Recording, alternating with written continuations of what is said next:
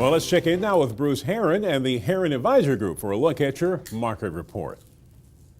Wall Street bounced back after tumbling to a 6-month intraday low in last week's volatility. Sentiment got a lift from stronger than anticipated housing data and better than expected quarterly earning results.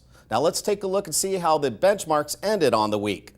The Dow closed in positive territory, up over 2.5% to settle at 16,805.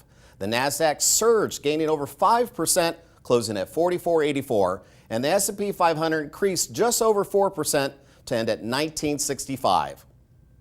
Some positive news for Social Security recipients. Monthly benefits for nearly 64 million Americans will increase 1.7% in 2015. Advocates for retirees say the government's measure of inflation doesn't accurately reflect price increases faced by older Americans due to the higher costs of housing and health care. Medicare beneficiaries will not see an increase for the cost of their Part B coverage. The maximum amount of earnings subject to the Social Security tax will increase in 2015 to $118,500.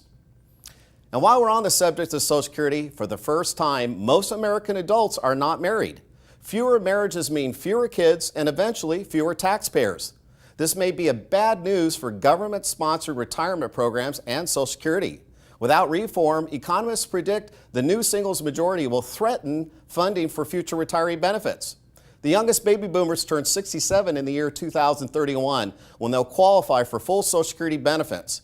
Once the country's largest generational group starts cashing in on Social Security and Medicare, there won't be enough workers paying taxes to replenish the system.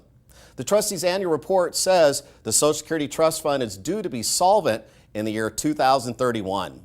That's your market report for the week. I'm Bruce Herron. Have a great weekend. All right, thanks, Bruce.